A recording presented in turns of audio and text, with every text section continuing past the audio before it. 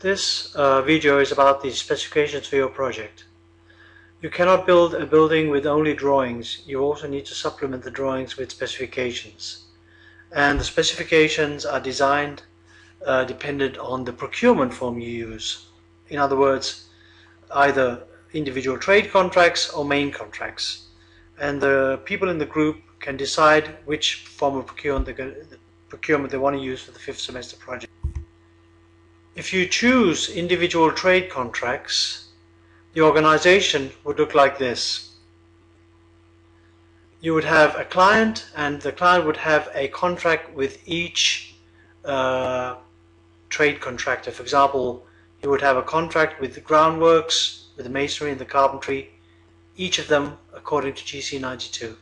It would be up to the architect or the engineer to coordinate the building on site, and you can say that this form of contract or procurement form would be used by professional builders, such as, for example, McDonald's, who build a lot of restaurants, and chains of supermarkets like Aldi, who build also several different supermarkets every single day actually. Before you start doing your calculation, you should break down your contracts by making a summary of contracts in individual trade contracts and making this work breakdown structure. And for example, if you look at masonry, masonry is broken down into different elements.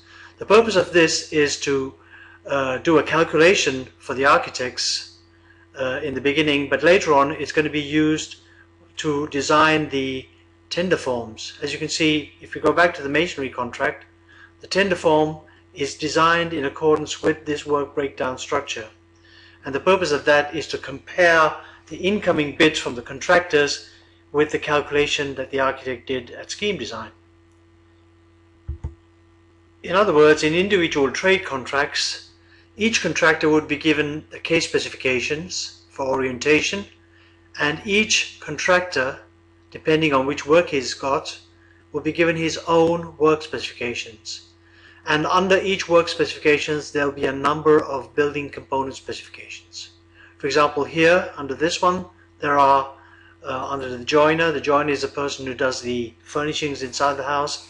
He has to do the floors, the doors and the kitchens. In other words, a type of carpenter. If the form of procurement is main contracts, then the organization would look like this. You'd have the client and one main contractor, and the client has a contract with the main contractor. The architect is only a consultant in this case. The main contractor produces something himself. For example, he could do the concrete works, and he would subcontract all the other contracts to subcontractors. And the main contractor, would have a contract with each subcontractor. The client has only one contractor in this project, and that's the main contractor.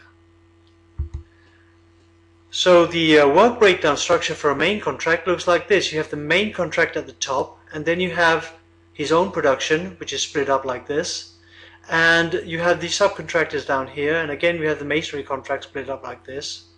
So if we look at the main contractor's tender forms, you can see we have the total main contract, which is the same as the top tier of the work breakdown structure, and this is followed by all the subcontracts, including the main contractor's own works, which is listed up here, and you can see it here on the second tier. And finally here, if we look at the masonry contract here, it's broken down according to its building components, and this is represented here. So you can see that in the scheme design, when the architect does the work breakdown structure, it relates to the tender forms as well. And if we look at the organization, again, the main contractor gets the case specifications, and each subcontractor gets work specifications, which are split up into building component specifications. The specifications themselves are actually used by different people in the contractor's project organization. the most important one, well, the most important one from a judicial point of view is the case specifications. This is used at the management or the administrative level of the contractor's organization, and it deals with orientation. It's telling people about what's going on in this project, and it's also telling things about GC 92. In other words, if something goes wrong in the project, how do we deal with the problems? So the case specification is sometimes called the common conditions for the project. It is not really a pricing document, it's more an orientation document. And you can see it's used by the executive management in the project. Whereas the work specification is used on the site in order to build the building. In other words, it's used by the foreman who delegates work to different people under him. And you can see that here. He's got the helmet on. The building component specifications, which is part of the work specifications, is used by the operatives to actually build the building on the scaffolding.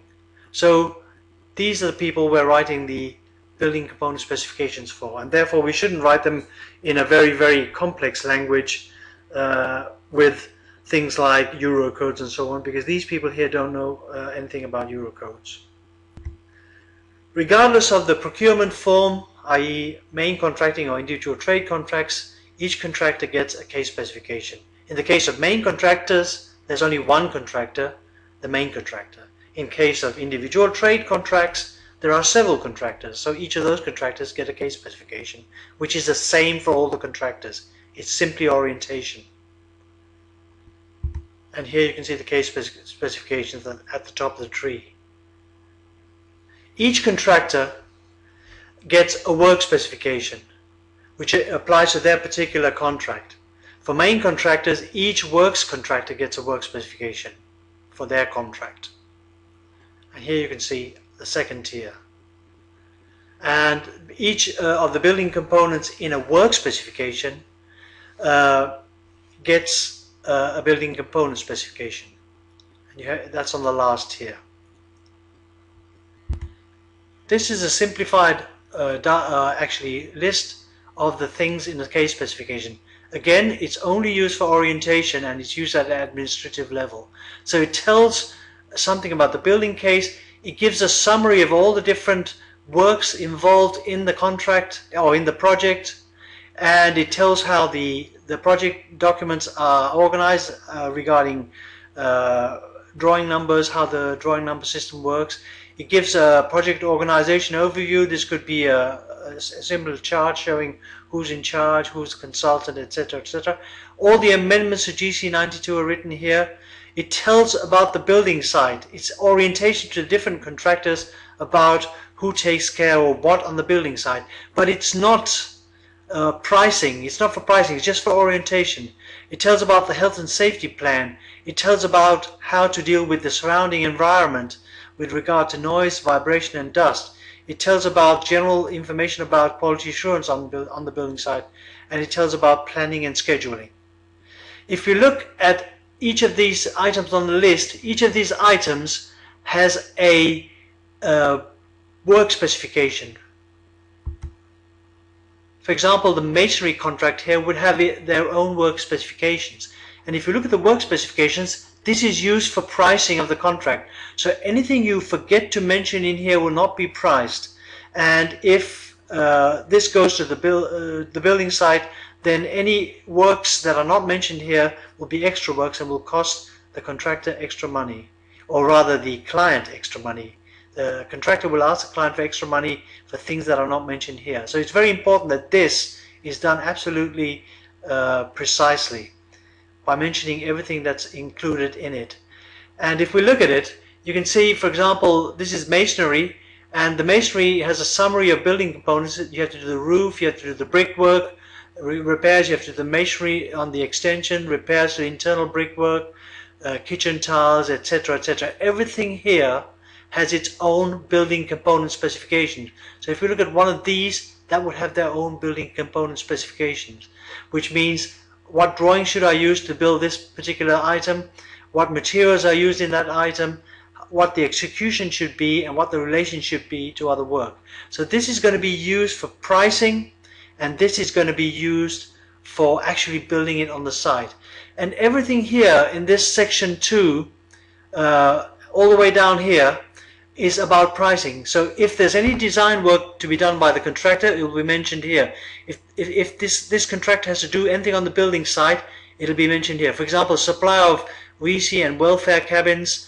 If it's mentioned here, it will be priced. Health and safety. If this contractor has to put up a barrier for safety, it'll be mentioned here because it's going to cost money to put it up. If he has to do anything to protect the surrounding environment, it must be mentioned here because it's going to cost money. Quality assurance, it costs money to quality assure, and it costs money for him to take part in scheduling the work.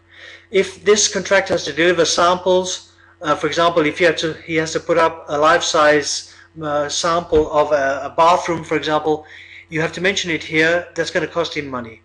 The next section is about specifications. In other words, which norms are going to be used, which material requirements are there, and demands for execution, etc. So everything mentioned in these specifications is going to cost money, and if you forget to mention them here, it'll cost the client extra when the project goes on site. So don't forget to mention things here.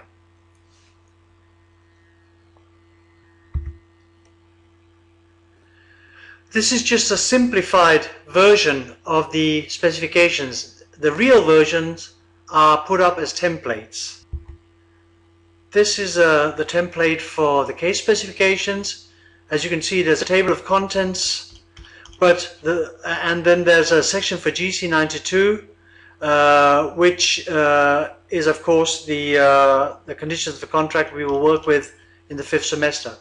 The idea behind this one is to look at the right hand side and fill in all the X's on the right hand side. For example, if the contractor X is marked here, you have to write which contractor. Is it the masonry contractor, the carpentry contractor, or whatever? So on the right hand side of each of these pages, you have to fill in the X's, and that is basically done as a group. So each member of the group you're in will have some part of these to fill in, and make sure that they're all related to your project. For the work specifications, you can see here, again, we have the work specifications, and here you look at the things I've written here in red and fill them out. They ask you some questions that you need to answer. So you have the table of contents here, and then you have to go in and write, for example, the building components. List all the building components in this particular work specification. If this is a masonry contract, then there will be roof tiles, there will be external walls, there will be tiles in bathrooms, etc. And then there's something here that says the following components delivered by the employer or other contractor are mounted as part of this contract. In other words, someone's going to come on site and give you something and you have to mount it for them. Or somebody will come in and interrupt your work and put in some stuff while you're doing your work, and those things are mentioned here.